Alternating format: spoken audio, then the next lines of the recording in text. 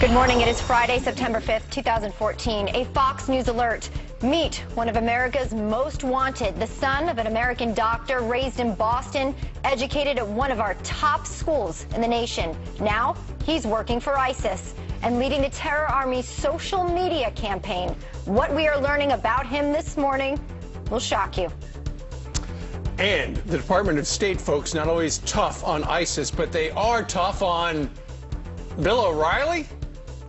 I think that when the anchor of a leading cable news show uses, quite frankly, sexist, personally offensive language that I actually don't think they would ever use about a man. Well, you're wrong about that. He does use the same language for everybody. We're going to play the tape behind the story. Coming up. Just asked me. I love cooking souffles. And she called Wisconsin Governor Scott Walker a wife abuser. This hour, the governor's right-hand woman here with a message for Debbie Wasserman Schultz. Fox and Friends starts now. It's time for Fox and Friends. And it's a Friday, and welcome to the program. And we start with a Fox News alert that you want to know about. U.S. airstrikes have taken out 3 senior ISIS terrorists, including the top aide to ISIS leader Abu al-Baghdadi. He was killed in the terrorist stronghold of Mosul. Wow, many speculating that the president got his news when the Secretary of State John Kerry passed this note to him during NATO meetings in Wales yesterday. That's right. And this morning, there's a new target. The FBI now hunting this guy, a tech-savvy American from Boston, believed to be the mastermind behind ISIS's brutal social media blitz. Elizabeth Pran is live in Washington. Elizabeth, what more do we know about this guy? Well, we know officials here, like you said, reportedly zeroing in on this American. He's been on the run from the FBI for years. Ahmed Abu Samra. He's suspected of joining ISIS and becoming an architect behind the internet and social media blitz the terror group has become so advanced at.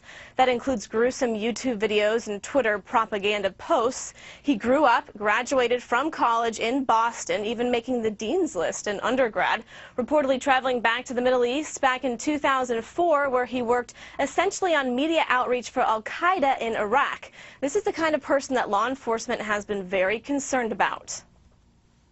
He's somebody who knows the English language, somebody who is obviously taken into the jihad crusade. He's going to use those skills, the language skills and social media skills that he's probably developed here in the United States, to try and do what ISIS is doing. They're trying to recruit from within. Well, there's still more evidence needed to confirm the suspicions. Many experts say he has all the tools he needs to be an effective asset at spreading global terror. He speaks fluent English and Arabic, so he's able to communicate these on social media forums and get this message out from ISIS to Americans and other Westerners, making him extremely dangerous. The 32-year-old is wanted on 9 terrorism-related charges. He's been on the FBI's most wanted terror list since last year, and he's suspected to be in Syria. Elizabeth, Steve, Brian, back to you guys. All right, Elizabeth Pran with the very latest. Thank you very much. And you've actually got a family connection to this guy and his history. Well, according to reports, he attended Zavarian Brothers Catholic High School in Westwood. That's where my husband, his brothers, all attended high school as well. Looking back to see if there are any records there. Pictures, etc. Of course. You know, he also went to Northeastern. That's where he did make the dean's list in terms of college. Stoughton, Massachusetts, where many companies, one that I worked for, was located. Typical American college kid. Yeah, you know what I mean? Look, good grades, but ISIS understands the power of social media following something brutal like a beheading. So it's almost equal as important. So recruiting someone with these type of skills is high on their priority list. Right. And keep in mind, Khalid Sheikh Mohammed, another guy who understands America because he went to college here. He was a college clown. They nicknamed him Bluto. But he understands what might intimidate America and what might motivate America. Meanwhile, it's hard to believe it's been this many years since President Bush authorized the surge in Iraq, and he did it against the grain. He did it when the American people were saying, I'm tired of this war here. It's going on forever. How do we ever get on top of the insurgency? Well, the president, as you know, accepted a plan that might have been written mostly by our own General Jack Keane, implemented by General Petraeus, and it's just amazing as you listen to what he's about to say, how prescient he was in his prediction what would have happened had he pulled out in 2007, and maybe if he actually predicted when we pulled out in 2011. Listen to President Bush and then his chief speechwriter, Mark Thiessen. I know some in Washington would like us to start leaving Iraq now. To begin withdrawing before our commanders tell us we're ready would be dangerous for Iraq, for the region, and for the United States. It would mean surrendering the future of Iraq to al-Qaeda. It would mean that we'd be risking mass killings on a horrific scale. It would mean we allow the terrorists to establish a safe haven in Iraq to replace the one they lost in Afghanistan. It would mean increasing the probability that American troops would have to return at some later date to confront an enemy that is even more dangerous. Every single thing that President Bush said there in that statement is happening today. Obama did withdraw our troops before the commanders on the ground said that we were ready to do so. General Austin wanted to keep 24,000 troops in Iraq. Obama went to 0.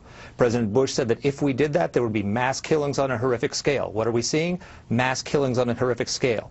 Executions, women and children being buried alive, crucifixions, beheadings of American journalists. President Bush said that if we withdrew before we were ready, then there would be al-Qaeda would establish al-Qaeda in Iraq, which is now ISIS, would establish a safe haven. They now control a swath of territory the size of Belgium. All of these predictions have come true, and of course we're back there right now launching strikes. We are. You know, I know that Barack Obama was running for president where I'm going to end the war and we're going to come home, and Americans wanted that, and we're all war weary at that point back in 2007. But the way he pulled out of Iraq essentially is the reason we are where we are today. And so it was such a visionary prediction, or a cautionary warning, that President Bush made there from the podium in 2007. A lot of people are probably scratching their heads going, I wish we would have listened to him. Yeah, now we're in a situation that when you heard that last line, it gave you a chill. I mean, chills through your spine, that we're be facing a much more dangerous enemy now. Yes, it's called ISIS, and here we are. And our administration can't even verbalize what ISIS really is. You know, can't even say this is war. When James Rosen went and pressed the State Department to ask Jen Psaki, remember, was this Tuesday or Wednesday? Wednesday. Will you call this war? Are we at war? Direct question, simple. Okay, following beheading of American journalist 2. She couldn't even respond. So when James was speaking with Bill O'Reilly on The Factor Wednesday, Bill had this assessment: fair. With all due respect, I mean, you don't have to comment on this. That woman looks way out of her depth over there.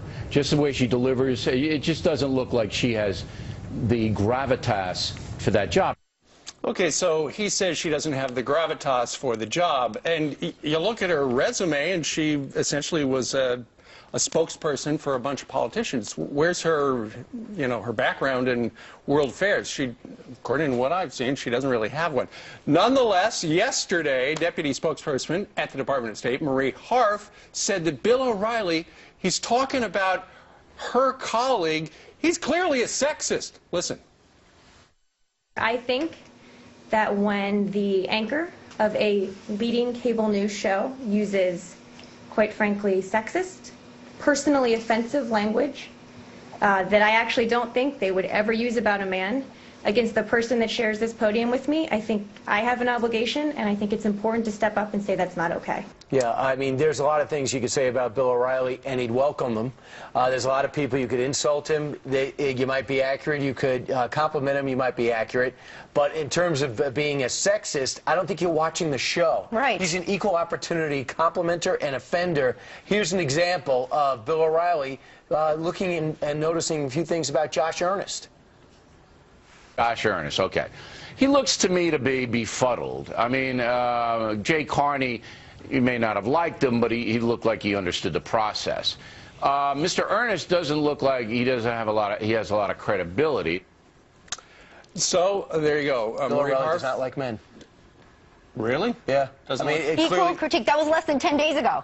that he said that, okay? August 26th. And you're also not watching the show if you think he's a sexist. How many women are there that he is in complete dialogue, debate with every single night? Brilliant women that he is there discussing the top issues with. Right. And, you know, he's been quite fair across the board. But was that comment by Marie Harf?